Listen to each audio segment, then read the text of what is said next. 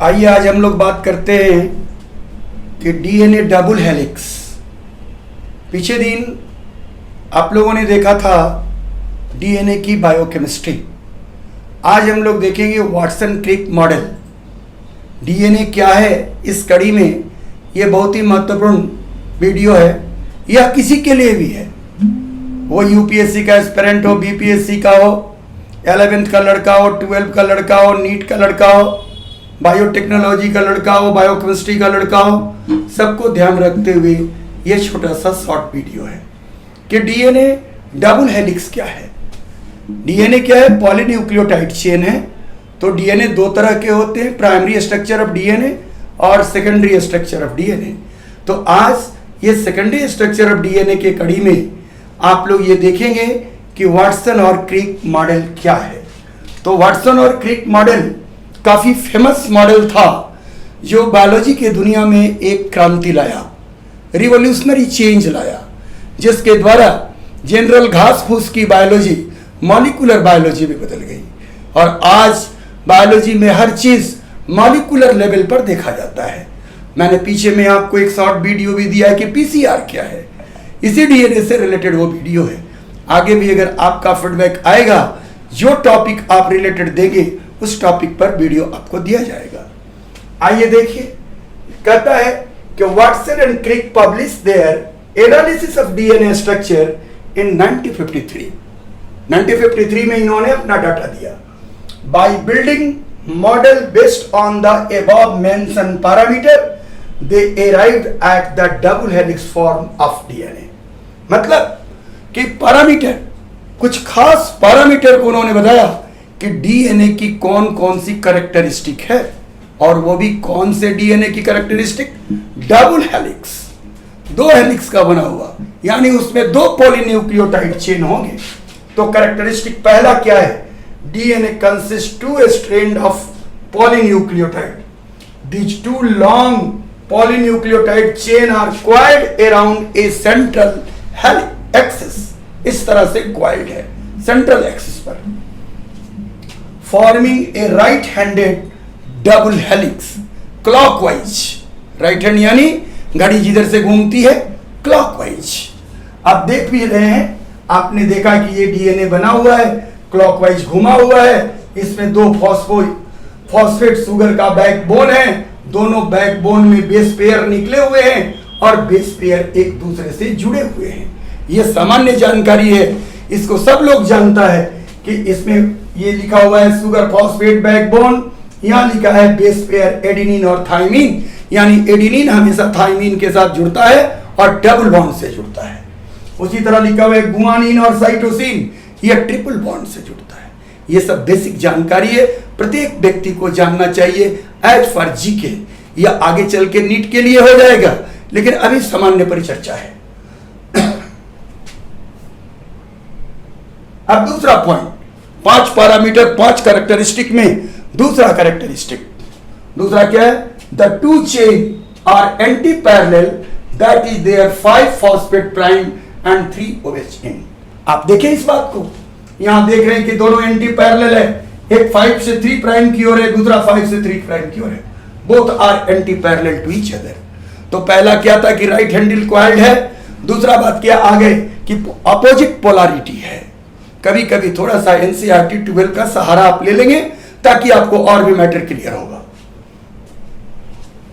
तीसरा पॉइंट कहता है कि sugar phosphate backbone lie on the outer side, कि शुगर फॉस्फेट बैकबोन बाहर की ओर है। देखें, the base of the both chain are flat structure laying perpendicular to the axis, और ये परपेंडिकुलर है 90 डिग्री एंगल पर एक्सिस पर लगा हुआ है।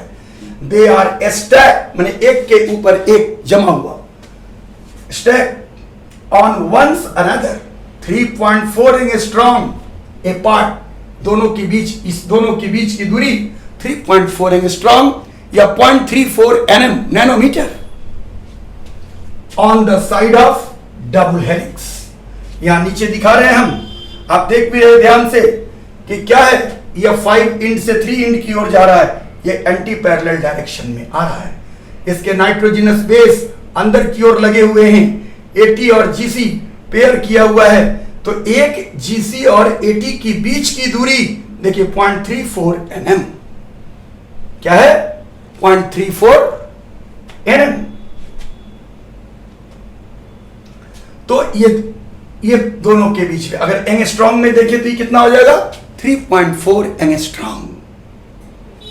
तो आपने ये देखा, ये दूसरा पॉइंट देखा। पहला क्या देखा? फिर से सरल भाषा में समझिए कि दोनों जो है सो कॉइल्ड किए हुए हैं एक एक्सिस पर। दूसरा आपने क्या देखा कि दोनों के पॉलीन्यूक्लियोटाइड चेंज की पोलैरिटी अपोजिट है और बाहर की ओर फॉस्फेट शुगर बैकबोन लगा हुआ है और अंदर की ओर क्या है? बेस पेयर लगा हुआ है। Just like a coiled ladder, एक सीढ़ी। कभी कभी आप लोगों ने दिखा होगा किसी किसी दुकान के आगे में लोहे की सीढ़ी लगी रहती है जो कॉइल करके ऊपर की ओर चढ़ती है। जस्ट बाबू वैसा ही समझो कि ये DNA है। उसमें बीच में एक रॉड होता है जिसके एक्सिस पर कॉइल्ड होता है। आइए आगे बढ़ते हैं और थोड़ी बात इसके बारे में तीसरी पॉइंट देखते हैं। आप देखें कि अब कौन सा पॉइंट आया? The nitrogenous base of opposite chain are paired at the result of formation of hydrogen bond.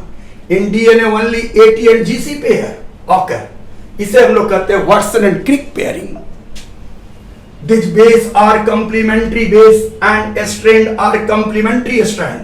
Hydrogen bond between this base AT and GC of the two strand and the base stacking interaction hold the two strand together. अब ये सारी बातें हमने यहां दिखाई है। फिर से आपको आप देखते हैं कि शुगर फॉस्फेट का बैकबोन बना हुआ है। यहां देखिए शुगर की डायरेक्शन को देखिए उल्टा है। एंटी पोलैरिटी बताने की कोशिश कर रहा हूं कि नीचे की ओर जा रहा है, ये ऊपर की ओर रन कर रहा है। बेस पेयरिंग देखिए दोनों बाहर की ओर हैं और देखिए A और T के साथ 2 डबल हाइड्रोजन बॉन्ड लगा हुआ है, जबकि G और C के साथ 3 हाइड्रोजन बॉन्ड लगा हुआ है। यहां खासकर मैंने दिखाया है कि यह बेस पेयर यही है और यहां दिखाया है कि न्यूक्लियोटाइड है। याद होगा? अगर नहीं याद होगा, आप आज यह पहली वीडियो देख रहे हैं, इसके पीछे की सीरीज को देखेंगे तो इसकी सारी कि न्यूक्लियोटाइड क्या है, न्यूक्लियोसाइड क्या है, शुगर क्या है, फॉस्फेट क्या है, नाइट्रोजिनस बेस क्या है, कितने तरह के, सारी बात बताई गई है। अगर आप और डिटेल जानना चाहते हैं, प्लेलिस्ट में जाएंगे, बायोकेमिस्ट्री सेक्शन में DNA लिखा हुआ है, उसकी पूरी वीडियो देख सकते हैं, कई सीरीज में है। आप देखिए एक डायग्रामेटिक रिप्रेजेंटेशन दिया है हमने कि DNA किस तरह का दिखता है। इसमें सारी चीज बॉलिस्टिक मॉडल है ये, इसमें आपको सारी चीजें दिख रही है। Nitrogenous base, pairing, sugar phosphate, backbone. तो 4 बातें अभी तक आपने सीखी हमसे। 5वीं बात के लिए आइए। Each complete turn of the helix is the 34 angstrom या 3.4 nm long. Thus each turn of the helix is the length of a series of the 10 base pair. याद रहे केवल 10 बेस पेयर एक पीच में पाया जाएगा, लेकिन यह डाटा केवल BDNA के लिए है। वाटसन एंड क्रिक मॉडल जो दिया गया वो BDNA के लिए दिया गया, आप भूलेंगे नहीं। भविष्य में हम लोग चर्चा करेंगे, ADNA भी होता है, BDNA भी होता है, C भी होता है, Z भी होता है, सब के बारे में बात करेंगे। अब आइए, अब ये देखिए कि ये DNA है आपके सामने लगा हुआ है।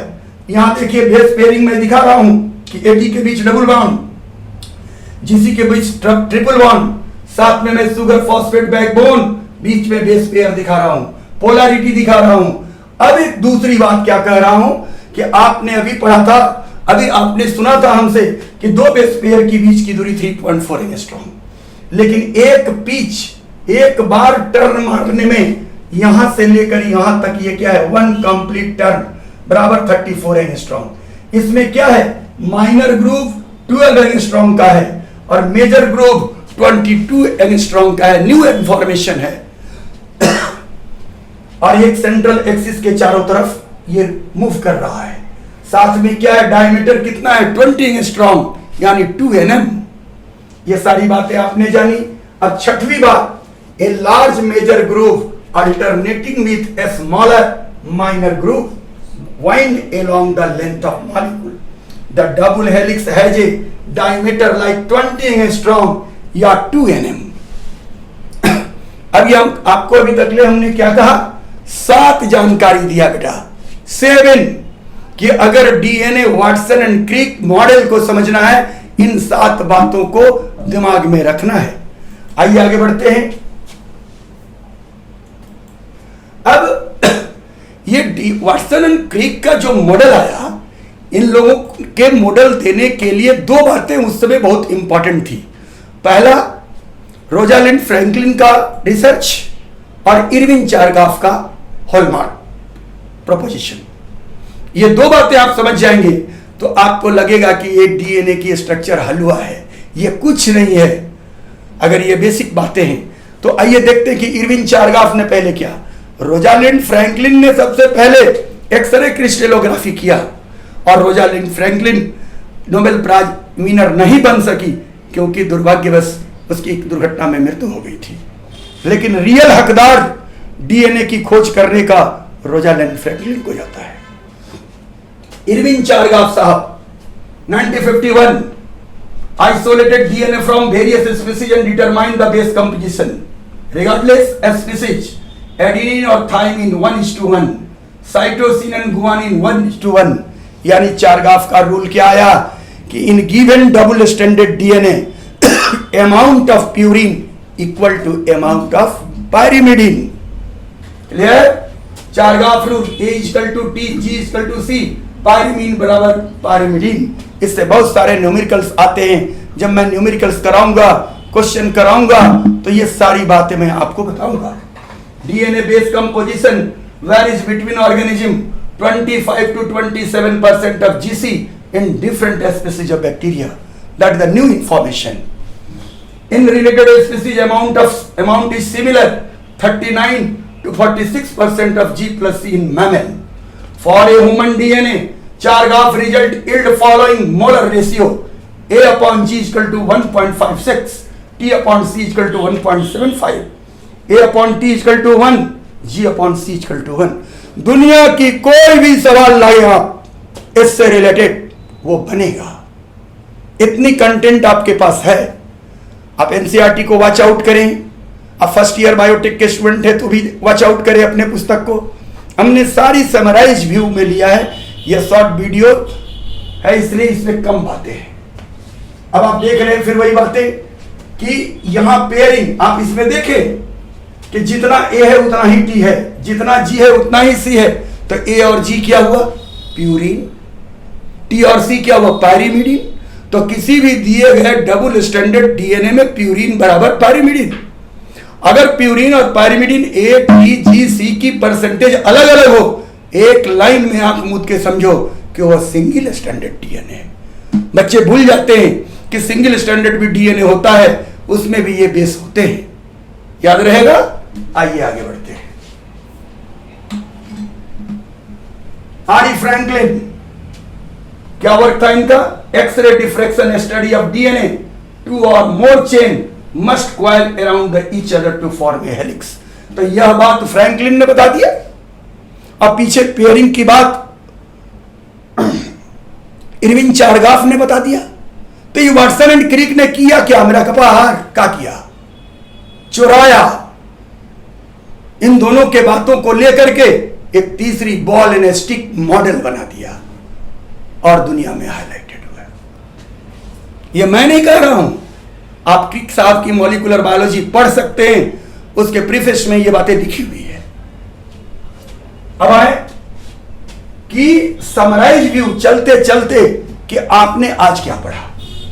1953 JD Watson and HFC Crick identify the hydrogen bonding and propose double helix structure. पहला बात क्या जाना उन्होंने? 2 polynucleotide chain wind around a common axis. दूसरी बात, 2 chain run in opposite direction or anti-parallel। sugar phosphate backbone run on the periphery बाहर की ओर। base are located in the middle अंदर की ओर। minor and major group located on the surface exposure of the edge of base pair। बहुत सारे लोग पूछते हैं या पूछेंगे, आप भी पूछिए, आपका अधिकार है कि ये आखिर में मेजर और माइनर ग्रुप की चर्चा आप क्यों कर रहे हैं? क्योंकि आप आगे में जानेंगे, जब अगली बार आएंगे तो हम आपको बताएंगे how can DNA coil to form the chromosome. तो you must be keep in your mind my dear peoples, when the DNA coiled along with the histone then form the nucleosome that is called packaging of DNA helix. उसके अंतर्गत हम लोग फिर बात करेंगे और major group और minor group के बारे में बात करेंगे। लास्ट क्या है? A base is hydrogen bound to the complementary base from the opposite chain. Complementarity, तो इरविन चारगाफ ने कंप्लीमेंटरिटी का रूल दिया कि always A pair with T, G pair with C. तो ये सिंपल सी बात थी आज की, जो चलते चलते हमने आपको बताया। आगे इसके आगे वाली वीडियो इससे भी मजेदार होगी। अब ये देखें आप कि किस तरह से एटीपी आ रहा है। देखिए वहां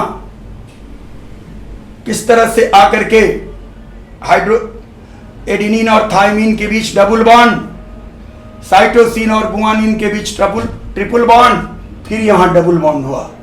आ रहा है 3 फॉस्फेट लेके 2 फॉस्फेट निकल जा रहा है। याद रखेंगे, आगे हम बात करेंगे इस पर। आप आराम से देखें कि किस प्रकार यह काम कर रहा है, कैसे बॉन्डिंग हो रही है, कैसे पेयरिंग हो रही है।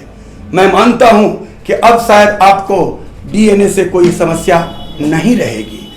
ठीक है, आज के लिए इतना ही है। धन्यवाद।